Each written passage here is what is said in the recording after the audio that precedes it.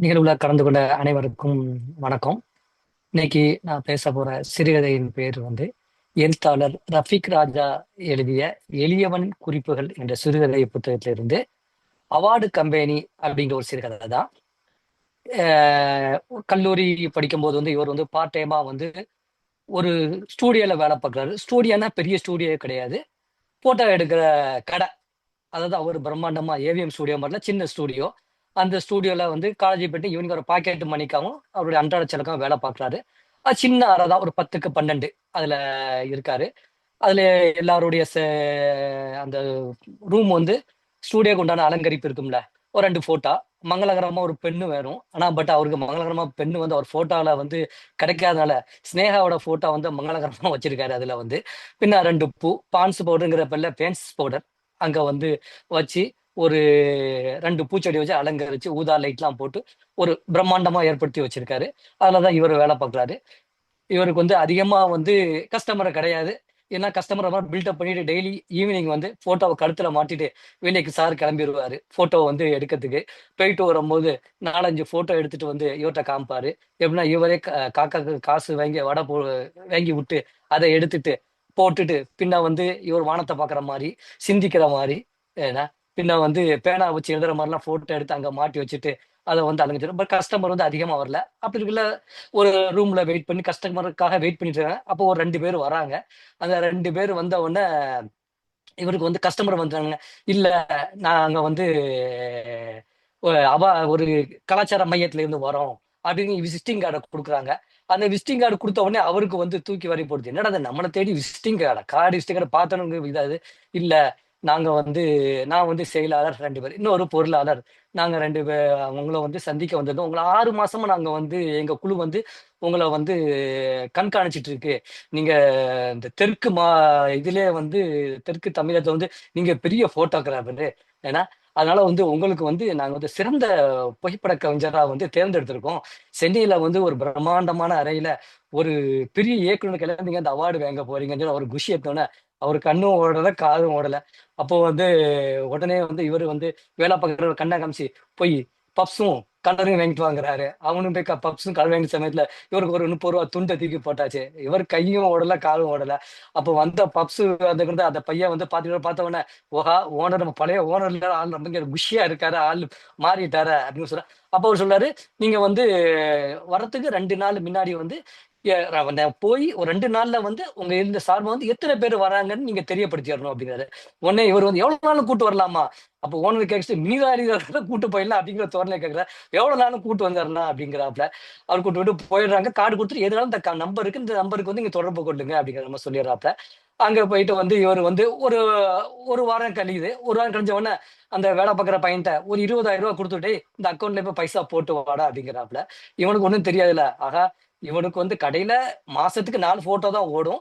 அந்த 4 போட்டோ வச்சு இவனுக்கு சம்பளமே கொடுக்க முடியாது. இவர்கிட்ட 20,000 எங்க போய் போடுறது, அவன் போட்டு வந்து ஸ்லிப்பை கொடுத்துறான்.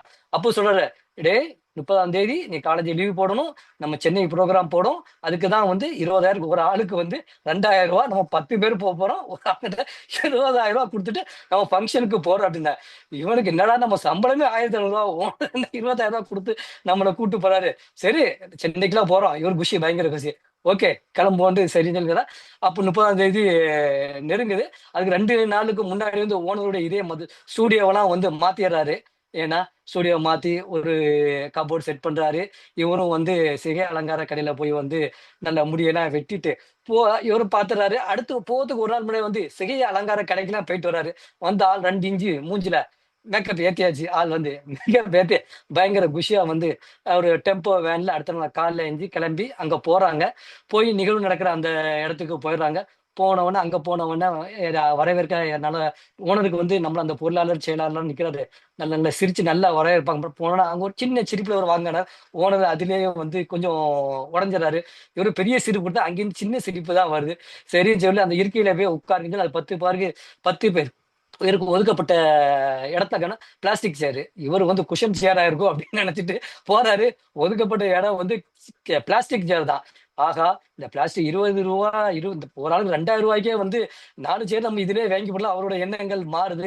இவரை வந்து ஃப்ரண்ட்ல உட்காராங்க, இவங்க 10 பேர் போனா பேக்ல உட்காடுறாங்க. அப்போ போகும்போதே இவர் சொல்றாரு, அந்த விழா அரங்கத்துக்கு முன்னாடி, நான் போகும்போது என்னை கை தட்டணும், இது வாங்கும்போது அதை செய்யணும், ஒரு போட்டோகிராஃபரோட ஸ்பெஷலா கூட்டு போறாரு. நான் போட்டோ வாங்கும்போது அங்க நின்று இங்க தான் என்ன வந்து எடுக்கணும் அப்படிங்கிற மாதிரி சொல்றாப்ல. சரி அப்படின்ன உடனே அது விழா ஆரம்பிக்குது. அப்போ அந்த ஒரு பிரபல இயக்குனர் நினைச்சவொடனே இவரு பாலச்சந்தர், பாக்கியராஜ் அவங்கள மாதிரி ஒரு பிரபல இயக்குனர் நினைச்சிருக்காரு. பட் யாருமே தெரியாத ஒரு படம் பேர் சொல்லி அந்த இயக்குனர் சொல்லி ஒரு பெரிய வயசான வந்து நிக்கிறாரு. ஆஹா! அப்பமே இவரு ஓனர் மூஞ்ச பாக்குறாரு. ஓனர் அந்த மேக்கப் சிகை அலங்காரம் இருந்து பாதி கலைஞ்சு போய் முடியலாம் அப்படி இதாகுது. அப்ப அங்க வந்து ஒரு அரட்டங்க ஒரு கலை நிகழ்ச்சிகள் 2 பேர் ரொம்ப அறுத்துட்டு இருக்காங்க. நிகழ்ச்சி ஆரம்பிக்கிற மாதிரி இவங்களுக்கு பயங்கர வயிறு பசிக்க ஆரம்பிச்சுட்டு, அப்போ வந்து சரி அதெல்லாம் முடிஞ்சுட்டு நிகழ்வு ஆரம்பிச்சுட்டு, நிகழ்வு ஆரம்பிச்ச உடனே ஒவ்வொரு அவார்டா குடுக்க ஆரம்பிக்கிறாங்க. குடுக்க ஆரம்பிக்கும் போதே வந்து சிறந்த பிசினஸ்மேன், சிறந்த மனிதநேயர், சிறந்த பேச்சாளர் அப்படின்னு ஒரு 100 சிறந்த போகுது. அப்போ ஒரு கட்டத்துல வந்து இந்த பையன் நினைக்கிறான், ஆகா சிறந்த மோசடியாளர், சிறந்த செயின் பறிப்பாளருக்கு விருது கொடுத்துருவாங்க போல தெரியுதே போற பார்த்தா அப்படிங்கிற மாதிரி வந்து அந்த பையனுக்கு படுது. இவங்களுக்கு பசி வேற. அப்ப கேக்குறா, ஐயா லேட் ஆகுது அங்க சாப்பிட்டு வரட்டுமா? இவர் ஒரு முறை முறைக்கிறாரு. அதுவே வந்து எல்லாரும் அடங்கிட்டாங்க. அதுக்கப்புறம் ஒரு மாதிரியா வந்து இப்போ வந்து நம்ம அவருடைய பகுதியை சொல்லி சிவகங்கை பகுதிக்கு வந்து இப்ப நம்ம வந்து சிறந்த இது கொடுக்க போறோம். அதுலயே ஒரு சிறந்தன்னு போயிட்டு இருக்கு. அப்போ பக்கத்துல ஒரு ஆள் உட்கார்ந்து மீசக்கார அவருக்கு அந்த அவரை பாக்குறாரு ஓனர் பார்த்துட்டு, நீங்க என்ன வேலை பாக்குறீங்க அப்படின்னா, நான் விறகு கடை வச்சிருக்கேன் அப்படின்னா, அது சரிதான். அப்ப இவருக்கு ஒரு சிறந்த விறகு கடை விருந்து இருக்கு, விருந்து கொடுக்க போறாங்க அப்படின்னு அவருக்கு தோணுது. அவர் பயங்கர பின்ன இவர பேரை கூப்பிட்டுறாங்க. அடுத்து சிறந்த புகைப்பட கலைஞர் ரமேஷ் வாங்கினாரு. அப்ப இவங்களுக்கு பசியில தட்டியும் தட்டாம கையை தட்டுறாங்க. ஓனர் போய் வாங்கிட்டு வந்துடுறாரு. 1000 பேர் இருந்தாங்க. ஓனர் லாஸ்டா வந்து அந்த இவங்க குரூப்புக்கு லாஸ்ட்ல கடைசி இவரு விருது வாங்கும் போது வெறும் 70 பேர் தான். ஏன்னா வந்தவொடனே எங்களுக்கு ஒண்ணும் ஓடல. அப்போ ஓனர் வந்து இது குடுக்குறாப்புல. அது ஒரு சின்ன ஒரு வெயிட் இல்ல, ஒண்ணு இல்ல, ஒரு தகர டப்பா மாதிரி இருக்கு. அவங்களுக்கு பயங்கர இது. ஓனர் உடனே சரி போகும்னு கிளம்பிட்டாரு. எல்லாம் போய் வேன்ல ரிட்டர்ன் போறாரு. ரிட்டர்ன் போனா ஒரு சாயா கடையில நிப்பாட்டி எல்லாருக்கும் ஒரு டீ வாங்கி கொடுத்துட்டு தயிர் சாதம் வாங்கி கொடுக்குறாரு. அதே ஓனர் தான் வரும்போது தோசை, ரத்த பொரியல், குடல் கறி வாங்கி கொடுத்துட்டு போனாரு. இந்த விருது பார்த்தவொடனே சாயா லெமன் சாதம் நிப்பாட்டிட்டாரு. உடனே ஓனர் வேன்ல ஏறி உட்காந்து ஊருக்கு போங்கங்கிறாரு. அப்ப அவங்க சொல்றாங்க, சாரே நம்ம வந்து மெரினா பீச் அதெல்லாம் கட்டு நேரா ஊருக்கு தான் அப்படிங்கிற. ஊருக்கு போய் ஊர்ல போய் இறக்கி விட்டுட்டு ஓனருக்கு பயங்கர இது. ஓனர் அங்க போன உடனே 2 நாள் கழிச்சு வேலைக்கு போறான். ஓனர் பழைய கெட்ட பரட்டை தலை, பழைய கசங்கி சட்டை. ஏன்னா இவர் வந்து ஸ்டூடியோல வந்து அந்த விருதை தேடுறாரு. விருதை காணல, ஷோகேஸையும் காணல. ஓனர் பழையபடி போட்டோ தூக்கி கேமரா தூக்கி போட்டு கிளம்பிட்டாரு.